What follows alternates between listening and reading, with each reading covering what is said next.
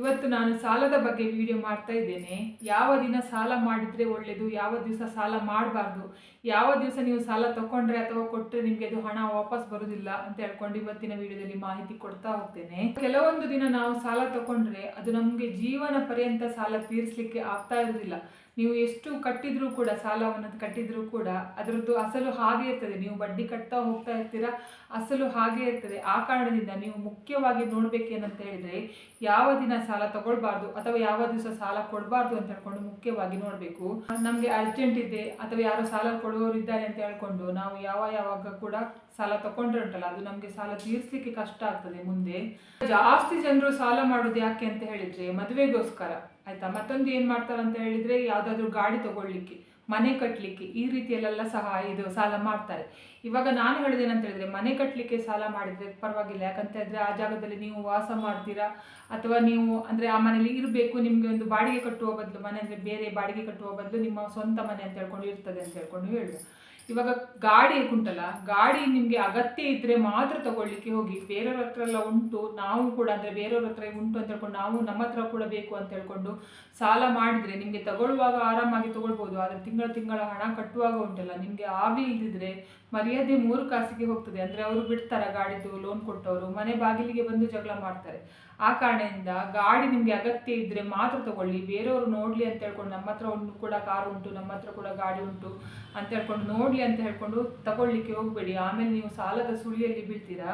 ಮತ್ತೆ ಮದುವೆದು ಕೂಡ ಹಾಗೆ. ಮದುವೆ ಉಂಟಲ್ಲ, ಸಿಂಪಲ್ ಆಗಿ ಮದುವೆ ಮಾಡ್ಕೊಂಡ್ರೆ ಸಾಕಾಗ್ತದೆ. ಅದೇ ಈ ಫೋಟೋ ಶೂಟ್ ಅದೆಲ್ಲ ಅಗತ್ಯ ಇಲ್ಲ. ಈಗ ಮಕ್ಕಳು ಬೇಕು ಅಂತ ಹೇಳ್ಕೊಂಡು ಹಠ ಮಾಡಿದ್ರೆ ಉಂಟಲ್ಲ, ಮಕ್ಕಳ ಹತ್ರ ನೀವೇ ಹೇಳಿ, ನಿಮ್ಮ ಸಂಪಾದನೆಯಲ್ಲೇ ನೀವು ಫೋಟೋ ಶೂಟ್ ಮಾಡ್ಕೊಳ್ಳಿ, ಎಂತ ಬೇಕಾದರೂ ಮಾಡ್ಕೊಳ್ಳಿ ಅಂತ ಹೇಳ್ಕೊಂಡು ಹೇಳಿ. ಆದರೆ ನೀವೇ ಉಂಟಲ್ಲ ಸಾಲ ಮಾಡಿಕೊಂಡು ಮದುವೆ ಮಾಡಲಿಕ್ಕೆ ಹೋಗ್ಬೇಡಿ. ಎಷ್ಟು ಹಣ ಉಂಟು ನೋಡಿ, ಅಷ್ಟು ಹಣದಲ್ಲಿ ಮದುವೆ ಮಾಡಲಿಕ್ಕೆ ನೋಡಿ. ಅದ್ರ ಜೊತೆಗೆ ಉಂಟಲ್ಲ, ತುಂಬ ಜನರನ್ನು ಕರೆದು ಅದೆಲ್ಲ ಗ್ರ್ಯಾಂಡಾಗಿ ಮದುವೆ ಮಾಡಬೇಕು ಅಂತ ಹೇಳ್ಕೊಂಡು ಕೂಡ ಇಲ್ಲ, ಆಯಿತಾ. ನಿಮಗೆ ಬಂದು ಮದುವೆಗೆ ಬಂದು ಆಶೀರ್ವಾದ ಮಾಡಿ ಹೋಗುವವರ ಸಂಖ್ಯೆ ತುಂಬ ಕಡಿಮೆ. ಬಂದು ಬಾಯಿಗೆ ಬಂದಾಗೆ ಮಾತಾಡ್ಕೊಂಡು ಹೋಗುವವರ ಸಂಖ್ಯೆ ಜಾಸ್ತಿ, ಆಯಿತಾ. ಏನಾದರೂ ಒಂದು ಪ್ರಾಬ್ಲಮ್ ಹೇಳಿಯೇ ಹೋಗ್ತಾರೆ ಮದುವೆಗೆ ಬಂದವರು.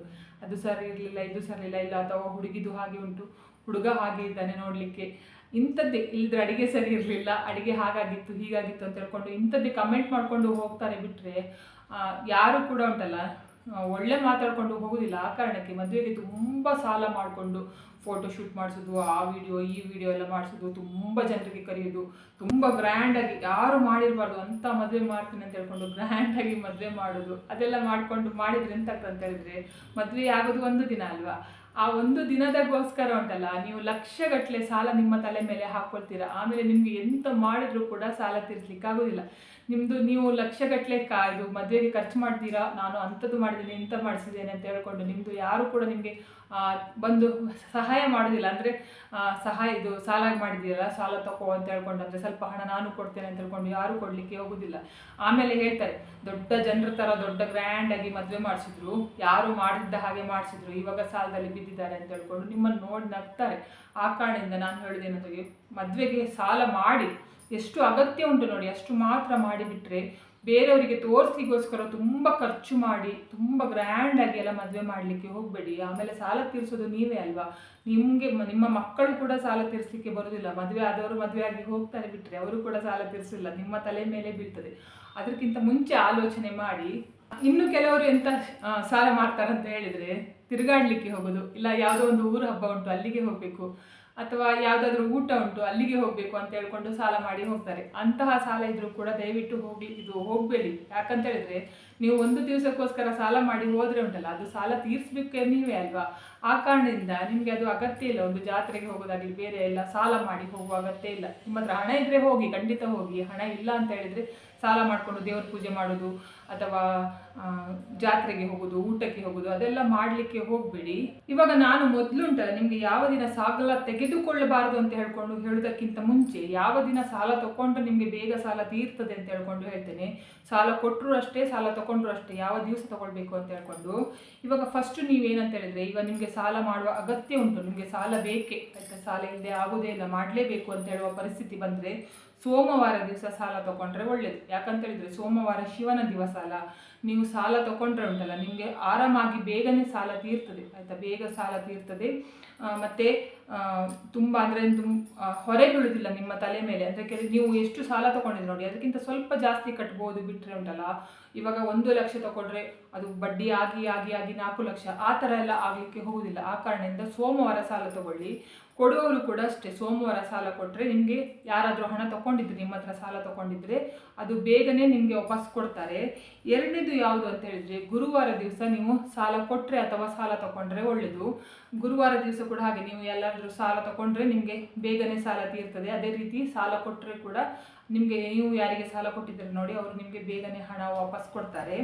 ಶುಕ್ರವಾರ ದಿವಸ ಕೊಡಬೇಕಾದ್ರೆ ನೀವು ಸಾಲ ಕೊಡ್ಬೋದು, ಸಾಲ ತಗೋಬೋದು. ಆದರೆ ನೆನ್ಪಿಟ್ಕೊಳ್ಳಿ, ಸಾಲ ಕೊಡುವವರು ಆಯಿತಾ, ಸಾಲ ತಗೊಳ್ಳುವವರು ನಾನು ಹೇಳ್ತಾ ಇಲ್ಲ, ಈಗ ಸಾಲ ಕೊಡುವವರು ಶುಕ್ರವಾರ ಸಾಯಂಕಾಲದ ನಂತರ ಉಂಟಲ್ಲ ಸಾಲ ಕೊಡಲಿಕ್ಕೆ ಹೋಗಬೇಡಿ. ಶುಕ್ರವಾರದ ಸಾಯಂಕಾಲದ ನಂತರ ನೀವು ಸಾಲ ಕೊಟ್ಟರೆ ನಿಮ್ಮದು ಇರುವ ಮಹಾಲಕ್ಷ್ಮಿ ನೀವು ಯಾರಿಗೆ ಹಣ ಕೊಟ್ಟಿದ್ರು ನೋಡಿ ಅವರ ಜೊತೆಗೆ ಹೋಗ್ತಾರೆ. ಆ ಕಾರಣದಿಂದ ಮತ್ತು ಬೇರೆ ಟೈಮಲ್ಲೆಲ್ಲ ಕೊಡ್ಬೋದು, ಬಿಟ್ಟರೆ ಶುಕ್ರವಾರ ಸಾಯಂಕಾಲ ಸಾಲ ಕೊಡಲಿಕ್ಕೆ ಹೋಗಬೇಡಿ. ಸಾಲ ತಗೊಳ್ಳೋರು ಶುಕ್ರವಾರ ಆರಾಮಾಗಿ ಸಾಲ ತಗೊಳ್ಬೋದು. ಆಗ ಶುಕ್ರವಾರ ಸಾಲ ತಗೊಂಡ್ರೆ ನಿಮಗೆ ಸಾಲ ತೀರಿಸಲಿಕ್ಕೆ ಆಗ್ತದೆ.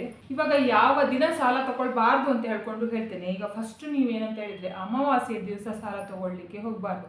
ಅಮಾವಾಸ್ಯೆ ದಿವಸ ನೀವು ಸಾಲ ತಗೊಂಡ್ರೆ ಏನಾಗುತ್ತೆ ಅಂತ ಹೇಳಿದರೆ, ನಿಮ್ಮದು ಜೀವನ ಪರ್ಯಂತ ಆಯಿತಾ, ನೀವು ಎಷ್ಟೇ ಕಷ್ಟಪಟ್ಟರು ನಿಮ್ಮದು ಸಾಲ ತೀರುವುದೇ ಇಲ್ಲ. ಏನೇ ಆಗಲಿ, ನೀವು ಎಷ್ಟು ಕಷ್ಟಪಟ್ಟು ದುಡಿತೇನೆ, ಖಂಡಿತ ನಾನು ಸಾಲ ತೀರಿಸ್ತೇನೆ ಅಂತ ಹೇಳ್ಕೊಂಡು ಒದ್ದಾಡಿದ್ರು ಕೂಡ ನಿಮಗೆ ಇದು ಸಾಲ ತೀರುವುದಿಲ್ಲ. ಅಮಾವಾಸ್ಯೆ ದಿವಸ ಯಾವ ಕಾರಣಕ್ಕೂ ಕೂಡ ಸಾಲ ತಗೊಳ್ಲಿಕ್ಕೂ ಕೂಡ ಹೋಗಬೇಡಿ, ಯಾರಿಗೂ ಸಾಲ ಕೊಡಲಿಕ್ಕೂ ಕೂಡ ಹೋಗಬೇಡಿ. ಸಾಲ ಕೊಟ್ಟರು ಕೂಡ ಹಾಗೆ ಏನಾಗುತ್ತೆ ಅಂತ ಹೇಳಿದರೆ, ನೀವು ಸಾಲ ಕೊಟ್ಟ ಹಣ ನಿಮಗೆ ವಾಪಸ್ ಬರುವುದಿಲ್ಲ. ಅಮಾವಾಸ್ಯೆ ದಿವಸ ಯಾರೇ ಆಗಲಿ ಸಾಲ ಕೊಟ್ಟರೆ, ಸಾಲ ತಗೊಂಡ್ರೆ ನಿಮಗೆ ಅದು ವಾಪಸ್ ಬರುವುದಿಲ್ಲ. ಏನಾದರೂ ಒಂದು ಪ್ರಾಬ್ಲಮ್ ಬಂದು ಸಾಲ ಕೊಡುವವರು ಕೂಡ ಕೊಡದೇ ಇರುವ ಥರ ಆಗ್ತದೆ. ಆ ಕಾರಣದಿಂದ ಅಮಾವಾಸ್ಯೆ ದಿವಸ ಯಾವ ಕಾರಣಕ್ಕೂ ಕೂಡ ಸಾಲ ತಗೊಳ್ಬೇಡಿ, ಸಾಲ ಕೊಡಲಿಕ್ಕೆ ಹೋಗಬೇಡಿ. ಎರಡನೇದು ಏನಂತ ಹೇಳಿದರೆ, ಮಂಗಳವಾರ ದಿವಸ ಕೂಡ ಹಾಗೆ. ಮಂಗಳವಾರ ದಿವಸ ಕೂಡ ಸಾಲ ತಗೊಳ್ಳಿಕ್ಕೆ ಹೋಗಬೇಡಿ, ಯಾವ ಕಾರಣಕ್ಕೂ ಸಾಲ ತಗೊಳ್ಳಿಕ್ಕೆ ಹೋಗಬೇಡಿ. ಸಾಲದ ಹಣ ವಾಪಸ್ ಕೊಟ್ಟರೆ ಪರವಾಗಿಲ್ಲ, ಬೇಗನೆ ಸಾಲ ತೀರ್ತದೆ. ಅದು ಬಿಟ್ಟು ಉಂಟಲ್ಲ, ಸಾಲದ ಮಂಗಳವಾರ ದಿವಸ ನೀವು ಯಾರ ಹತ್ರ ಆದರೂ ಕೈ ಚಾಚ್ಕೊಂಡು ಸಾಲ ತಗೊಂಡ್ರಿ ಅಂತ ಹೇಳಿದ್ರು, ಅದು ಕೂಡ ನಿಮಗೆ ಜೀವನ ಪರ್ಯಂತ ಸಾಲ ತೀರಿಸಲಿಕ್ಕೆ ಆಗೋದಿಲ್ಲ. ಎಷ್ಟು ಕಷ್ಟಪಟ್ಟರೂ ಕೂಡ ಸಾಲ ತೀರಿಸಲಿಕ್ಕೆ ಆಗೋದಿಲ್ಲ. ಏನಾದರೂ ತೊಂದರೆ, ಒಂದು ಸಾಲ ತೀರ್ತು ಅನ್ನುವಾಗ ಇನ್ನೊಂದು ಸಾಲ ರೆಡಿ ಆಗಿರ್ತದೆ, ಅಂತಹ ಪರಿಸ್ಥಿತಿ ಬರ್ತದೆ. ಆ ಕಾರಣದಿಂದ ಮಂಗಳವಾರ ಕೂಡ ಯಾವ ಕಾರಣಕ್ಕೂ ಕೂಡ ಸಾಲ ತೆಗೆದುಕೊಳ್ಳಲಿಕ್ಕೆ ಹೋಗಬೇಡಿ. ನಿಮ್ಮದು ಸಾಲದ ಹಣ ವಾಪಸ್ ಕೊಟ್ಟರೆ ಬೇಗನೆ ಸಾಲ ತೀರ್ತದೆ. ಮೂರನೇದು ಏನಂತ ಹೇಳಿದರೆ, ಶನಿವಾರ ಕೂಡ ಹಾಗೆ. ಶನಿವಾರ ದಿವಸ ನೀವೇನಂತ ಹೇಳಿದರೆ, ಸಾಲ ತಗೊಂಡ್ರೆ ಅಥವಾ ಕೊಟ್ಟರೆ ಆಯಿತಾ, ತಗೊಳ್ಳು ಕೂಡ ಬಾರ್ದು, ಕೊಡಲು ಕೂಡ ಬಾರ್ದು.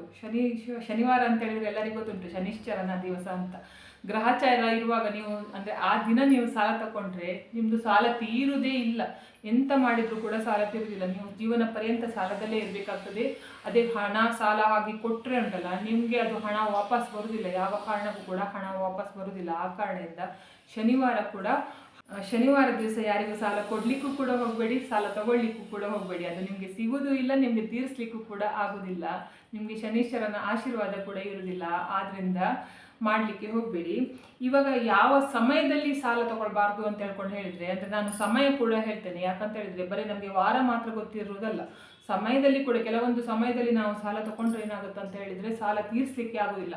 ಆ ಕಾರಣದಿಂದ ಯಾವ ಸಮಯದಲ್ಲಿ ಸಾಲ ತಗೊಳ್ಬಾರ್ದು, ಯಾವ ಸಮಯದಲ್ಲಿ ಸಾಲ ತಗೊಂಡ್ರೆ ಒಳ್ಳೆಯದು ಅಂತ ಹೇಳ್ತೇನೆ. ಇವಾಗ ನಾನು ಹೇಳಿದೆ, ಸೋಮವಾರ, ಗುರುವಾರ ಮತ್ತು ಶುಕ್ರವಾರ ದಿವಸ ಸಾಲ ತಗೊಂಡ್ರೂ ಒಳ್ಳೆಯದು, ಕೊಟ್ಟರೂ ಒಳ್ಳೆಯದು ಅಂತ ಹೇಳ್ಕೊಂಡು, ಅಮಾವಾಸ್ಯೆ ದಿವಸ, ಮಂಗಳವಾರ ದಿವಸ, ಶನಿವಾರ ದಿವಸ ಸಾಲ ತಗೊಳ್ಳಿಕ್ಕೆ ಹೋಗಬೇಡಿ. ಮಂಗಳವಾರ ದಿವಸ ಕೊಟ್ಟರೆ ಪರವಾಗಿಲ್ಲ, ತಗೊಳ್ಳಿಕ್ಕೆ ಹೋಗಬೇಡಿ ಅಂತ ಹೇಳ್ಕೊಂಡು, ಇವಾಗ ಪ್ರತಿದಿನ ಸಾಲ ತಗೊಳ್ಳುವ ಸಮಯ ಕೂಡ ನೀವು ನೋಡಬೇಕು. ಇವಾಗ ನೀವು ಇವತ್ತು ಸೋಮವಾರ ಅಂತ ಹೇಳ್ಕೊಂಡು ಹೇಳುವ, ಸೋಮವಾರ ಹೋಗಿ ನಾನು ಸಾಲ ತಗೊಳ್ತೇನೆ ಅಂತ ಹೇಳ್ಕೊಂಡು ಸೀದಾ ಹೋಗಿ ಸಾಲ ತಗೊಳ್ಳೋದಲ್ಲ. ಅದು ಗಳಿಗೆ ಕೂಡ ನೋಡಬೇಕು. ನೀವು ಗಳಿಗೆಯಲ್ಲಿ ಕೆಲವೊಂದು ಗಳಿಗೆ ಉಂಟಲ್ಲ, ಒಂದು ದಿನದಲ್ಲಿ ಉಂಟಲ್ಲ 90 ನಿಮಿಷದ ಸಮಯ ಉಂಟಲ್ಲ, ಅದು ಒಳ್ಳೇದಿರುವುದಿಲ್ಲ ಆಯಿತಾ. ಪ್ರತಿಯೊಬ್ಬರ ಮನೆಯಲ್ಲಿ ಕ್ಯಾಲೆಂಡರ್ ಉಂಟಲ್ಲ, ಅದು ಹೇಗೆ ನೋಡೋದು ಅಂತ ಹೇಳ್ಕೊಂಡು ಹೇಳ್ತೇನೆ. 24 ಗಂಟೆಯಲ್ಲಿ 90 ನಿಮಿಷದ ಸಮಯ ಸರಿ ಇರುವುದಿಲ್ಲ. ಆ ಸಮಯದಲ್ಲಿ ನೀವು ಯಾರ ಹತ್ರ ಆದರೂ ಸಾಲ ತಗೊಂಡ್ರೆ ಅಥವಾ ಸಾಲ ಕೊಟ್ಟರೆ ಉಂಟಲ್ಲ, ನಿಮಗೆ ಅದು ಹಣ ವಾಪಸ್ ಬರುವುದಿಲ್ಲ. ಅದು ಯಾವ ಸಮಯ ಅಂತ ಹೇಳಿದರೆ ರಾಹುಕಾಲ ಆಯಿತಾ. ರಾಹುಕಾಲದ ಸಮಯದಲ್ಲಿ ಯಾರಿಗೂ ಕೂಡ ನೀವು ಸಾಲ ಕೊಡಲಿಕ್ಕೆ ಹೋಗಬೇಡಿ, ಸಾಲ ತಗೊಳ್ಳಿಕ್ಕೂ ಕೂಡ ಹೋಗಬೇಡಿ. ಇದು ಕೂಡ ಹಾಗೆ, ನಿಮಗೆ ಸಾಲ ತೀರುವುದಿಲ್ಲ. ಪ್ರತಿದಿನ ರಾಹುಕಾಲ 90 ನಿಮಿಷಗಳ ಸಮಯ ಇರುತ್ತೆ. ನೀವು ಬೇಕಾದರೆ ಕ್ಯಾಲೆಂಡರಲ್ಲಿ ಹೋಗಿ ಚೆಕ್ ಮಾಡ್ಕೊಳ್ಳಿ, ನಿಮ್ಮ ಕ್ಯಾಲೆಂಡರಲ್ಲಿ ನೋಡಿ ಎಷ್ಟು ಟೈಮಿಂದ ಎಷ್ಟು ಟೈಮ್ ತನಕ ರಾಹುಕಾಲ ಉಂಟು ಅಂತ ಹೇಳ್ಕೊಂಡು ನೋಡಿ. ಆಮೇಲೆ ಆ ಟೈಮಲ್ಲಿ ಸಾಲ ತಗೊಳ್ಳಿಕ್ಕೆ ಹೋಗಬೇಡಿ. ನಿಮಗೆ ಎಷ್ಟೇ ಪರಿಸ್ಥಿತಿ ಕಷ್ಟದ ಪರಿಸ್ಥಿತಿ ಇದ್ರೂ ಕೂಡ ಆ 90 ನಿಮಿಷದ ಸಮಯದಲ್ಲಿ ಸಾಲ ತಗೊಳ್ಳಿಕ್ಕೆ ಹೋಗಬೇಡಿ. ಅದನ್ನು ಬಿಟ್ಟು 91ನೇ ನಿಮಿಷಕ್ಕೆ ಬೇಕಾದರೆ ಸಾಲ ತಗೊಳ್ಳಿ, ಆಗ ನಿಮಗೆ ಸಾಲ ತೀರಿಸ್ಲಿಕ್ಕೆ ಆಗ್ತದೆ. ಆದರೆ ರಾಹುಕಾಲದ ಸಮಯದಲ್ಲಿ ನೀವು ಸಾಲ ಮಾಡಿದ್ರು ನಿಮಗೆ ಎಂತ ಮಾಡಿದ್ರು ಕೂಡ ತೀರಿಸ್ಲಿಕ್ಕೆ ಆಗುದಿಲ್ಲ, ನಿಮಗೆ ತೀರಿಸ್ಲಿಕ್ಕೆ ಆಗುದಿಲ್ಲ ಅಲ್ವಾ? ಅದೇ ರೀತಿ ಸಾಲ ಕೊಟ್ಟವರಿಗೂ ಕೂಡ ಹಾಗೆ, ನಿಮಗೆ ಸಾಲ ತಗೊಂಡವರಿಗೆ ಸಾಲ ತೀರಿಸ್ಲಿಕ್ಕೆ ಆಗುದಿಲ್ಲ ಅಂತ ಹೇಳಿದ ಕೂಡಲೇ ಸಾಲ ಕೊಟ್ಟವರಿಗೆ ಅದು ಹಣ ವಾಪಸ್ ಬರುತ್ತಾ? ಇವಾಗ ಮತ್ತೆ ಏನಂತ ಹೇಳಿದರೆ, ಗ್ರಹಣದ ಸಮಯದಲ್ಲಿ ಕೂಡ ಸಾಲ ತಗೊಳ್ಳಿಕ್ಕೆ ಹೋಗಬೇಡಿ, ಸಾಲ ಕೊಡಲಿಕ್ಕೆ ಹೋಗಬೇಡಿ. ಮತ್ತು ಯಾವ ಕಾರಣಕ್ಕೂ ಕೂಡ ಸೂರ್ಯ ಅಸ್ತ ಆದ ನಂತರ, ಅಂದರೆ ಗೋಧೂಳಿ ಸಮಯ ಅಂತ ಹೇಳ್ಕೊಂಡು ಹೇಳ್ತಾರೆ ನೋಡಿ, ಲಕ್ಷ್ಮಿ ಮನೆಗೆ ಬರುವ ಸಮಯ, ಆ ಸಮಯದಲ್ಲಿ ಕೂಡ ನೀವು ಯಾವ ಕಾರಣಕ್ಕೂ ಕೂಡ ಸಾಲ ತೆಗೆದುಕೊಳ್ಳಲಿಕ್ಕೆ ಕೂಡ ಹೋಗಬೇಡಿ, ಸಾಲ ಕೊಡಲಿಕ್ಕೆ ಕೂಡ ಹೋಗಬೇಡಿ. ಈಗ ಅಕಸ್ಮಾತ್ ನೀವು ಯಾರ ಹತ್ರ ಆದರೂ ಸಾಯಂಕಾಲ ಆದ ನಂತರ ಸಾಲ ತಗೊಂಡ್ರಿ ಅಂತ ಹೇಳ್ಕೊಂಡು ಹೇಳುವ, ಅದು ಸಾಲ ನಿಮಗೆ ತೀರಿಸ್ಲಿಕ್ಕಾಗೋದಿಲ್ಲ. ಅದ್ರ ಬದಲು ಏನಾಗುತ್ತೆ ಅಂತ ಹೇಳಿದರೆ, ನೀವು 1 ಲಕ್ಷ ಸಾಲ ತಗೊಂಡ್ರೆ ಅದು ಬಡ್ಡಿ ಸೇರಿ ಸೇರಿ ಸೇರಿ ಜಾಸ್ತಿ ಆಗ್ತಾ ಹೋಗ್ತದೆ. ಬಿಟ್ಟರೆ ನಿಮ್ಮದು ಅಸಲಿದ್ದು ಬಡ್ಡಿ ನಿಮ್ಮ ಜೀವನ ಪರ್ಯಂತ ಬಡ್ಡಿ ಕಟ್ಟೋದ್ರಲ್ಲೇ ಆಗ್ತದೆ, ಬಿಟ್ಟರೆ ಅದು ಅಸಲಿಗೆ ಯಾವ ಕಾರಣಕ್ಕೂ ಕೂಡ ಬರುವುದಿಲ್ಲ. ಈಗ ಸಾಲ ತಗೊಂಡವರಿಗೂ ಕೂಡ ಹಾಗೆ, ಅಂದರೆ ಕೊಟ್ಟವರಿಗೂ ಕೂಡ ಹಾಗೆ. ನೀವು ಉಂಟಲ್ಲ, ಅದು ಆ ಟೈಮಲ್ಲಿ ಸಾಯಂಕಾಲದ ಸಮಯದಲ್ಲಿ ಮಹಾಲಕ್ಷ್ಮಿ ಮನೆ ಬರುವ ಸಮಯದಲ್ಲಿ, ಅಥವಾ ಮಹಾಲಕ್ಷ್ಮಿ ಆಫೀಸ್ ಆಗಲಿ ಎಲ್ಲಾದರೂ ಮಹಾಲಕ್ಷ್ಮಿ ಆ ಸಮಯದಲ್ಲೇ ಬರುವುದಲ್ವಾ, ಆ ಸಮಯದಲ್ಲಿ ಸಾಲ ಕೊಟ್ಟರೆ ಏನಾಗುತ್ತೆ ಅಂತ ಹೇಳಿದರೆ, ಮಹಾಲಕ್ಷ್ಮಿ ಮನೆಗೆ ಬರುವ ಸಮಯ ಅಂತ ಹೇಳ್ಕೊಂಡು ಹೇಳಿದೆ ನೋಡಿ, ಗೋಧೂಳಿ ಸಮಯ ಅಂದರೆ ರಾತ್ರಿ ಸಮಯದಲ್ಲೆಲ್ಲ. ಆವಾಗ ಏನಾಗುತ್ತೆ ಅಂತ ಹೇಳಿದರೆ, ನೀವು ಹಣವನ್ನು ತೆಗೆದು ಲಕ್ಷ್ಮಿ ಮನೆಗೆ ಬರುವ ಸಮಯದಲ್ಲೇ ನೀವು ಹಣವನ್ನು ಬೇರೆಯವರಿಗೆ ಕೊಟ್ಟರೆ ಕೂಡ ಉಂಟಲ್ಲ, ನಿಮ್ಮ ಹತ್ರ ಹಣ ಉಳಿಯುವುದಿಲ್ಲ ಆಯಿತಾ? ನಿಮಗೆ ಇವಾಗ ಎಷ್ಟೋ ತುಂಬ ಜನ ಕಷ್ಟದಲ್ಲಿದ್ದಾರೆ, ನಮ್ಮ ಫ್ರೆಂಡು ಅಥವಾ ನಮ್ಮದು ರಿಲೇಟಿವ್, ನಮ್ಮದು ಅದು ಇದು ಅಂತ ಹೇಳ್ಕೊಂಡು ತುಂಬ ಕಷ್ಟದಲ್ಲಿದ್ದಾರೆ ಅಂತ ಹೇಳ್ಕೊಂಡು ಸಾಯಂಕಾಲ ಆದ ನಂತರ ನೀವು ಹಣ ಕೊಟ್ಟರಿ ಅಂತ ಹೇಳ್ಕೊಳ್ಳುವ ಆಯಿತಾ, ಅವರಿಗೂ ಕೂಡ ನಿಮಗೆ ಅದು ವಾಪಸ್ ತೀರಿಸಲಿಕ್ಕೆ ಆಗೋದಿಲ್ಲ. ಯಾಕಂತ ಹೇಳಿದರೆ ಅವರು ತಗೊಂಡಿದ್ದ ಟೈಮ್ ಕೂಡ ಸರಿ ಇಲ್ಲ, ಅಂದರೆ ಗೋಧೂಳಿ ಸಮಯದ ನಂತರ ತಗೊಂಡಿದ್ದಾರಲ್ಲ, ಅವರಿಗೂ ಕೂಡ ತೀರಿಸ್ಲಿಕ್ಕೆ ಆಗೋದಿಲ್ಲ. ಮತ್ತು ನೀವು ಕೊಟ್ಟವರಿಗೆ ಏನಾಗುತ್ತೆ ಅಂತ ಹೇಳಿದರೆ, ಇವಾಗ ಅವರಿಗೆ ಕೊಟ್ಟಿದ್ದು ಬಿಡಿ, ಬೇರೆ ಸಾಲ ನಿಮಗೆ ಜಾಸ್ತಿ ಆಗಲಿಕ್ಕೆ ಸ್ಟಾರ್ಟ್ ಆಗ್ತದೆ ಆಯಿತಾ? ಯಾರಿಗೆ ಕೊಟ್ಟಿದ್ದೀರೋ ನೋಡಿ, ಅವರಿಗೆ ಸಾಲದ ಹೊರೆ ಜಾಸ್ತಿ ಆಗಲಿಕ್ಕೆ ಸ್ಟಾರ್ಟ್ ಆಗ್ತದೆ. ಜೊತೆಗೆ ಏನಾಗುತ್ತೆ ಅಂತ ಹೇಳಿದರೆ, ನಿಮಗೆ ಏನಾದರೂ ಆರೋಗ್ಯದ ಸಮಸ್ಯೆ ಏನೋ ಒಂದು ಬಂದು ಉಂಟಲ್ಲ, ನೀವು 1 ಲಕ್ಷ ಬೇರೆಯವರಿಗೆ ಸಾಲ ಕೊಟ್ಟಿದ್ದರೆ 4 ಲಕ್ಷ ಆಸ್ಪತ್ರೆ ಬಿಲ್ ಕಟ್ಟಬೇಕಾಗ್ತದೆ. ಆ ರೀತಿಯಲ್ಲಿ ಯಾವುದಾದ್ರೂ ರೂಪದಲ್ಲಿ ನಿಮಗೆ ಆ ಹಣ ಹೊರಗಡೆ ಹೋಗ್ತದೆ, ಲಾಸ್ ಆಗಿಯೇ ಆಗ್ತೀರಾ. ಆ ಕಾರಣದಿಂದ ಸೂರ್ಯಾಸ್ತ ಆದ ನಂತರ ಯಾವ ಕಾರಣಕ್ಕೂ ಕೂಡ ಸಾಲ ಯಾರಿಗೂ ಕೊಡಲಿಕ್ಕೂ ಕೂಡ ಹೋಗಬೇಡಿ, ಸಾಲ ತಗೊಳ್ಳಿಕ್ಕೆ ಹೋಗಬೇಡಿ. ಅಷ್ಟು ಎಮರ್ಜೆನ್ಸಿ ಇದ್ರೆ ಉಂಟಲ್ಲ, ಅದು ಸೂರ್ಯಾಸ್ತ ಆಗೋಕ್ಕಿಂತ ಮುಂಚೆ ಕೊಡಿ, ಇಲ್ಲ ಅಂತ ಹೇಳಿದರೆ ಮಾರನೇ ದಿವಸ ಬೆಳಿಗ್ಗೆ ಕೊಡಿ, ಬಿಟ್ಟರೆ ಆ ಸಮಯದಲ್ಲಿ ಕೊಡಲಿಕ್ಕೆ ಹೋಗಬೇಡಿ. ಆಮೇಲೆ ನೀವು ಕೊಟ್ಟವರು ಕೂಡ, ನೀವು ಪಾಪ ಕಷ್ಟದಲ್ಲಿದ್ದೀರಾ ಅಂತ ಹೇಳ್ಕೊಂಡು ನೀವು ಕೊಟ್ಟಿರ್ತೀರಾ, ಆಮೇಲೆ ನಿಮಗೆ ಕಷ್ಟ ಆಗಬಾರ್ದಲ್ಲ, ಆ ಕಾರಣದಿಂದ ಹೇಳ್ತಾ ಇರೋದು. ನೋಡಿದ್ರಲ್ಲ, ಇವತ್ತಿನ ವಿಡಿಯೋದಲ್ಲಿ ನಾನು ಯಾವ ಸಮಯದಲ್ಲಿ ಸಾಲ ಮಾಡಬಾರ್ದು, ಯಾವ ಸಮಯದಲ್ಲಿ ಸಾಲ ತಗೊಳ್ಬಾರ್ದು, ಅಥವಾ ಯಾರ ಸಮಯದಲ್ಲಿ ಸಾಲ ಕೊಡಬಾರ್ದು ಅಂತ ಹೇಳ್ಕೊಂಡು ಹೇಳಿಕೊಟ್ಟಿದ್ದೇನೆ. ಇವತ್ತಿನ ವಿಡಿಯೋ ನಿಮಗೆ ಇಷ್ಟ ಆದರೆ ಪ್ಲೀಸ್ ಈ ವಿಡಿಯೋಕ್ಕೆ ಒಂದು ಲೈಕ್ ಮಾಡಿ, ಆದಷ್ಟು ಜನರಿಗೆ ಈ ವಿಡಿಯೋನ ಶೇರ್ ಮಾಡಿ, ಕಮೆಂಟ್ ಮಾಡಿ, ನನ್ನ ಚಾನಲ್ಗೆ ಸಬ್ಸ್ಕ್ರೈಬ್ ಆಗಿ. ನನ್ನ ಚಾನಲ್ಗೆ ಸಬ್ಸ್ಕ್ರೈಬ್ ಆದರೆ ನನಗೆ ಒಂದು ಸಪೋರ್ಟ್ ಸಿಕ್ಕಿದ ಹಾಗೆ ಆಗ್ತದೆ, ಮತ್ತು ನಾನು ಹೀಗೆ ಒಳ್ಳೆ ವಿಡಿಯೋನ ನಿಮ್ಮ ಜೊತೆಗೆ ಶೇರ್ ಮಾಡ್ತೀನಿ. ಇವತ್ತಿನ ವಿಡಿಯೋ ಯಾರೆಲ್ಲ ನೋಡಿದ್ದೀರಾ ಅಥವಾ ನೋಡಲಿಲ್ಲ, ಎಲ್ಲರಿಗೂ ಕೂಡ ದೇವರು ಒಳ್ಳೇದು ಮಾಡಲಿ ಅಂತ ನಾನು ಕೂಡ ದೇವರಲ್ಲಿ ಬೇಡ್ಕೊಳ್ತಿದ್ದೇನೆ. ಎಲ್ಲರಿಗೂ ಒಳ್ಳೆಯದಾಗಲಿ.